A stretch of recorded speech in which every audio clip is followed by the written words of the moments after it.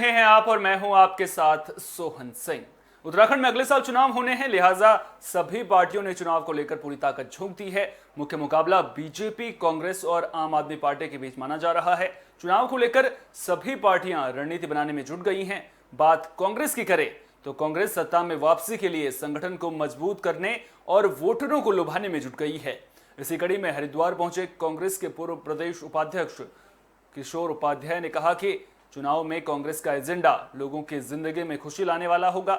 उन्होंने कहा कि अगले साल टिहरी डैम से 2500 मेगावाट बिजली का उत्पादन शुरू हो जाएगा। ऐसे में उत्पादन की 1% बिजली उत्तराखंड के लोगों को छूट के नाम पर मिलनी चाहिए। इस दौरान किशोर उपाध्याय ने आम आदमी पार्टी पर भी तंज कसा। उन्होंने राज्य में कुछ पार्टियां राज्य में बिजली फ्री देने की बात कह रही हैं, कोई 100 यूनिट तो कोई 300 यूनिट फ्री देने की बात कह रहा है, लेकिन देवभूमि की इस धरती ने गंगा यमुना जैसी पवित्र नदियां दी हैं और यहां की धरती मुफ्त में कुछ भी नहीं लेती, ये किशोर उपाध्याय ने कहा। साफ तौर पर आम आदमी पार्टी पर तंज कसते हुए नजर आए। उन्होंने फ्री बिजली के दावे को उत्तराखंड की जनता का अपमान बताया। साथ ही कहा है कि जनता को छूट के साथ बिजली और पानी मिलना चाहिए, ना कि फ्री में मिलना चाहिए। तो चुनाव नजदीक हैं, लिहाजा सभी पार्टियों ने तैयारियां चाक चौबंद कर दी हैं। लगातार जनता के बीच पहुंचने का सिलसिला भी शुरू हो चुका है और साथ ही साथ जो विरोधी पार्टियां हैं उन पर भी तंज कसे जा रहे हैं। इसी कड़ी में किशोर उपाध्याय ने फ्री बिजली के दावे को लेकर के आम आदमी पार्टी पर तंज कसा है। अब ऐसे में देखना दिलचस्प होगा कि फ्री बिजली का जो मुद्दा उत्तराखंड में उठा है उसको लेकर के आम आदमी पार्टी कामयाब रह पाती है या नहीं, ये देखने वाली बात होगी। हरी और माँ गंगा की धरती है, दक्ष महादेव, माँ मनसा देवी और चंडी देवी की धरती है, क्योंकि अब चुनाव आने वाले हैं। तो इसलिए जो अगले चुनाव का एजेंडा होना चाहिए, यहाँ के जीवन में, लोगों के जीवन में खुशहाली कैसे आ सकती है, यहाँ के बच्चों का भविष्य कैसे बन सकता है, महिलाओं के सिर का बोझ कैसे कम हो सकता है। तो जो हमारा वनाधिकार का एजेंडा है, हम हर राजनीतिक दल को उस एजेंडे को रुड़की में आम आदमी पार्टी के कार्यकर्ताओं का प्रदर्शन देखने को मिला। पार्टी कार्यकर्ताओं ने बीजेपी विधायक प्रदीप बत्रा के कार्यालय के बाहर विरोध प्रदर्शन किया। बता दें कि हाल ही में विधायक प्रदीप बत्रा का एक वीडियो सोशल मीडिया पर वायरल हुआ था, जिसमें वे रुड़की की जनता को अनपढ़ बता रहे थे। हालांकि प्रदीप बत्रा ने वीडियो को साजिश बताया था और कहा था कि वे रुड़की की जनता का सम्मान करते हैं, लेकिन इसके बावजूद विरोधी पार्टियों ने इस मुद्दे को लेकर बीजेपी विधायक के खिलाफ मोर्चा खोल दिया है।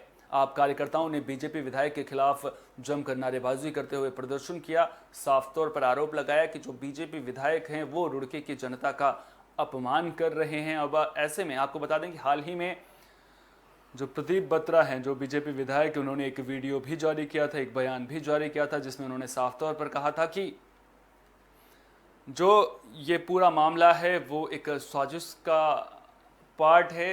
किसी ने वीडियो को एडिट किया है और उसके बाद उसे सोशल मीडिया पर अपने फ़ायदे के लिए इस्तेमाल किया गया है। वो खुद रुड़की से पढ़े हैं और रुड़की की जनता का सम्मान करते हैं। का बयान आया था कि वो एडिटिंग की होता, आपको क्या कहना है? देखिए, रुड़की की जनता का अपमान नगर विधायक ने करा है।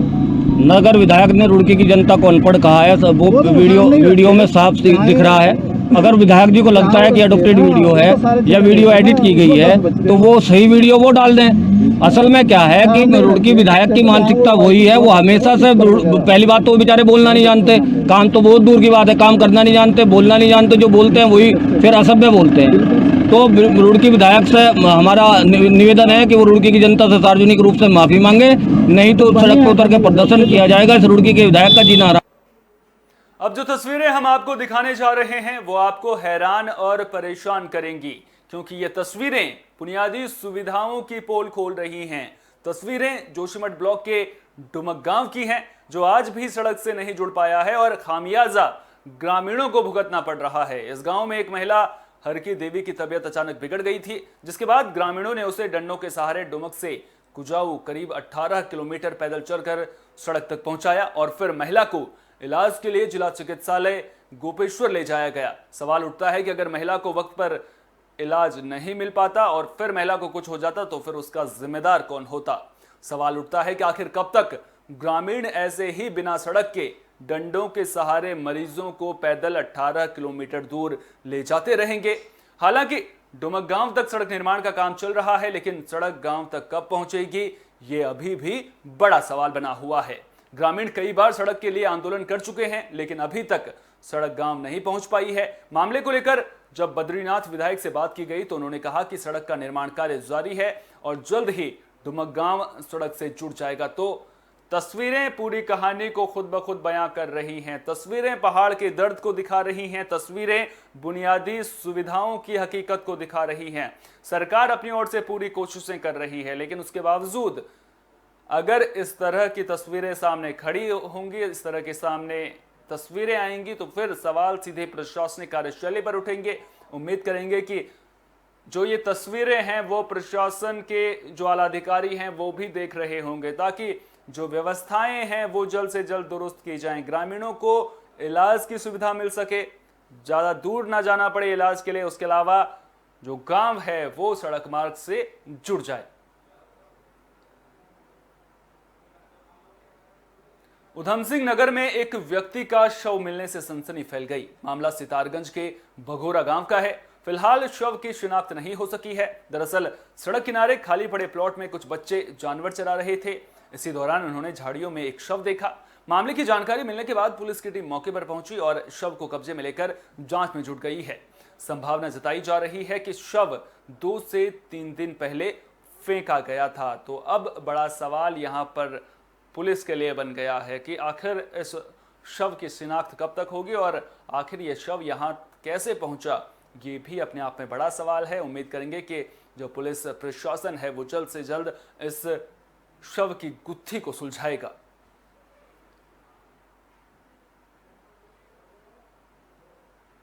हरिद्वार में वन विभाग की जमीन पर कुछ भूमाफिया ने अपने होर्डिंग लगा दिए थे, साथ ही जमीन के पट्टे को हाईवे से मिलाने वाला रास्ता बना दिया था। मामला वन रेंज बहादुराबाद के सुमन नगर का है।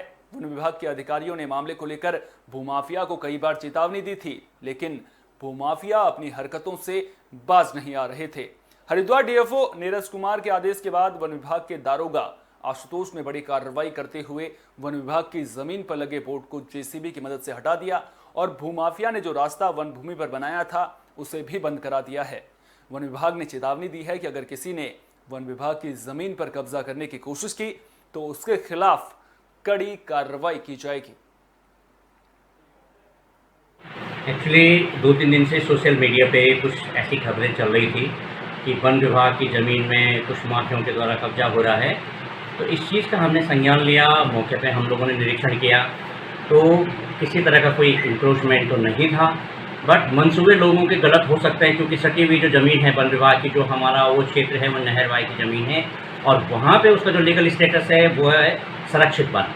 तो उसमें हमारा दायित्व होता है कि किसी भी तरह की कोई इंक्रोचमेंट और अदर एक्टिविटीज़ जो कि इलीगल हैं उनको हम वहाँ पे किसी भी तरह से बढ़ावा नहीं।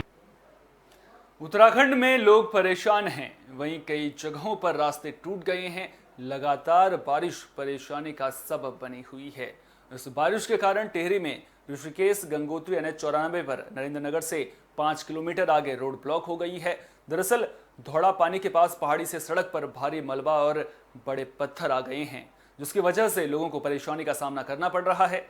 सड़क ब्लॉक होने की जानकारी मिलते ही स्थानीय प्रशासन मौके पर पहुंचा और रोड निर्माण कंस्ट्रक्शन कंपनी को तत्काल मलबा हटाने के आदेश दिए गए और फिर जेसीबी की मदद से मलबा हटाने का काम शुरू किया गया। आपको बता दें कि रास्ता रात में करीब 9 बजे के बाद ही खुल पाया। तो आप इन तस्वीरों को देखकर अंदाजा लगा सकते हैं कि किन दिक्कतों में लोग यहाँ पर फंसे हुए हैं, किस तरह से दिक्कतों का सामना करना पड़ रहा है। हालांकि जो प्रशासन है वो अपनी ओर से पूरी तरह से मुस्तैद नजर आ रहा है, लेकिन इसके बावजूद जो परेशानी है वो जस की तस बनी हुई है।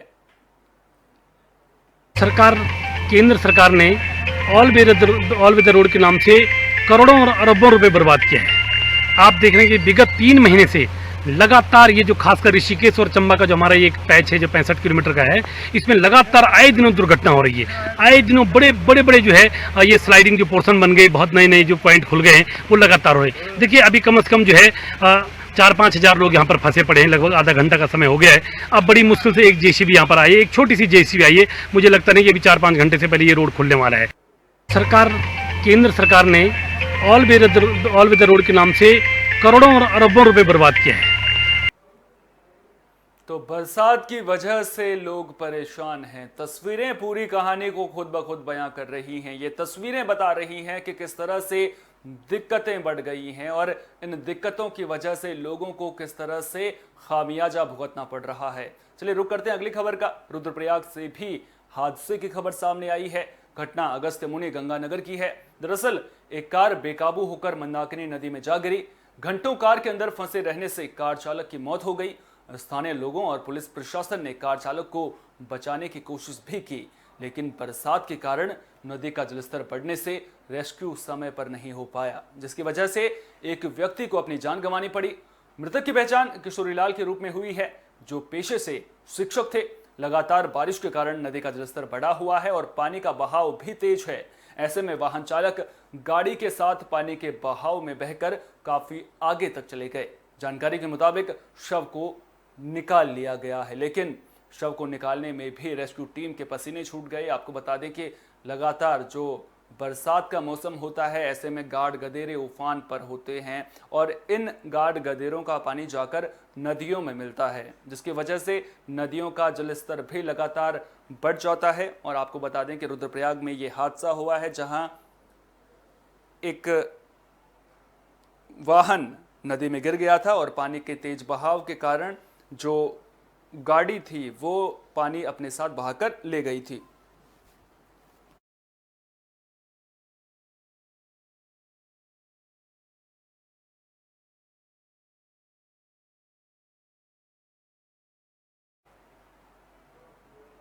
तो पहाड़ों पर बादल आफत बनकर बरस रहे हैं और जगह जगह सड़कों के टूटने की खबरें सामने आ रही हैं। लोग घरों में कैद हो गए हैं। आलम यह है कि जो गाड़ियों से घरों से बाहर निकल रहे हैं वो भी सुरक्षित नहीं हैं। जगह जगह पहाड़ खिसकने की वजह से लगातार मलबा और बड़े पत्थर सड़क पर गिर रहे हैं, जिसकी वजह से वाहन चालकों और यात्रियों को खासी दिक्कतों का सामना करना पड़ रहा है। ताजा मामला चमोली बद्रीनाथ नेशनल हाईवे का है, जो पुरसाड़ी और नंदप्रयाग के बीच में बंद हो गया है। दरअसल लगातार बारिश के कारण सड़क पर बड़े पत्थर और मलबा आ गया है। तो तस्वीरें पूरी कहानी को खुद ब खुद बयां कर रही हैं। जरा सोचिए, अगर इन सड़कों पर कोई सफर करेगा तो फिर वो सफर जानलेवा भी हो सकता है, क्योंकि कब पहाड़ से पत्थर नीचे गिर जाए किसी को भी इसकी जानकारी नहीं है, किसी को भी इसकी खबर नहीं है। हालांकि प्रशासन अपनी ओर से पूरी मुस्तैदी बरत रहा है। लगातार ऐसे रास्तों को बंद भी किया जा रहा है और जहां पर पत्थर गिरे हुए हैं या फिर मलबा आ गया है, वहां से मलबा हटाने का काम भी किया जा रहा है। लेकिन इसके बावजूद अगर आप भी पहाड़ों पर सफर कर रहे हैं या फिर आपने भी पहाड़ों पर घूमने का प्लान बनाया है, तो आपको बता दें कि इस मौसम में पहाड़ों पर सफर के दौरान सावधानी बेहद जरूरी है, क्योंकि प्राकृतिक आपदा का दंश पहाड़ लगातार झेलते रहते हैं और कब कहां पर हादसा हो जाए इसकी किसी को भी जानकारी नहीं है। तो ऐसे में सुरक्षा के मद्देनज़र हम तो यही अपील करेंगे कि जब तक ज़्यादा ज़रूरी ना हो तो ख़ासतौर पर ऐसे रास्तों पर ना जाएं जहां पर पहाड़ से पत्थर गिरने का डर लगातार बना हुआ हो।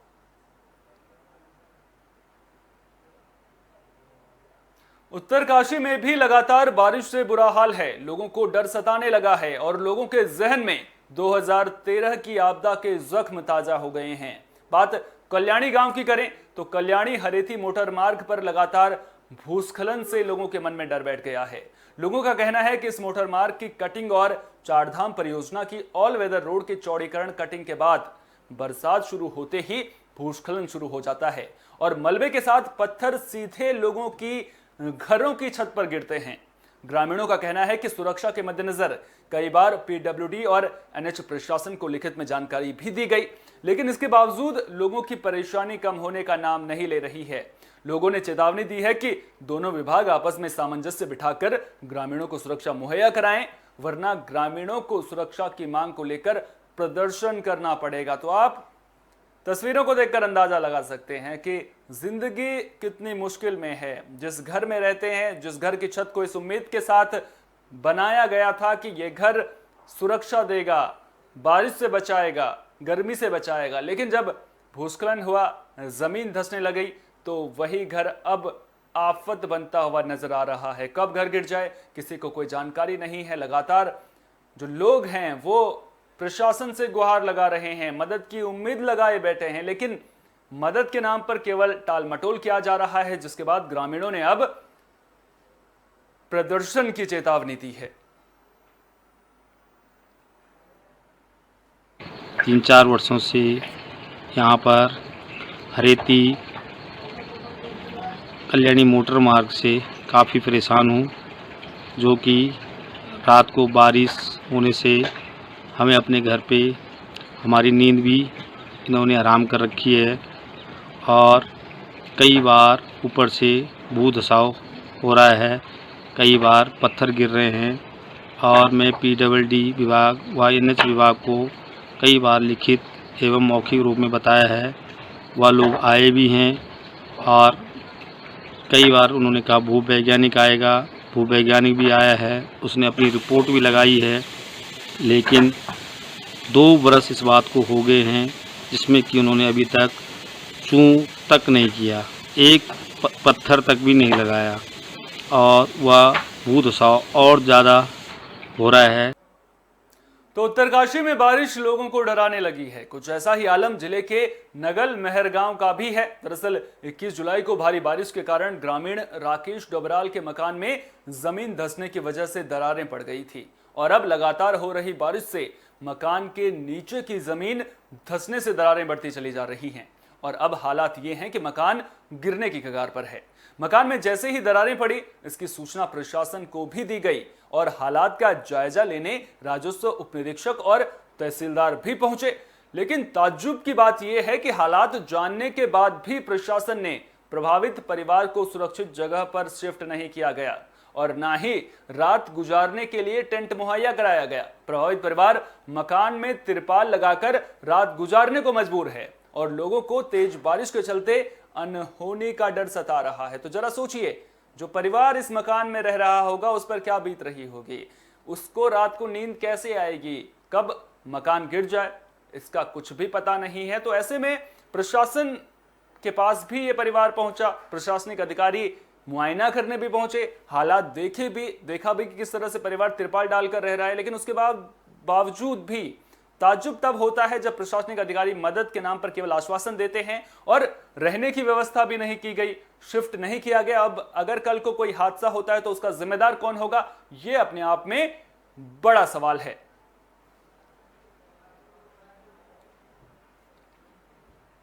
उत्तरकाशी की तस्वीरें आपने देखी, अब आपको रुड़की का हाल भी दिखाते हैं। रुड़की में भी लगातार बारिश से लोग दहशत में हैं। कल देर शाम हुई तेज बारिश के बाद गणेशपुर में एक बार फिर 2 मकान धंस गए। एहतियातन घरों में रहने वाले लोगों को बाहर निकाल दिया गया है।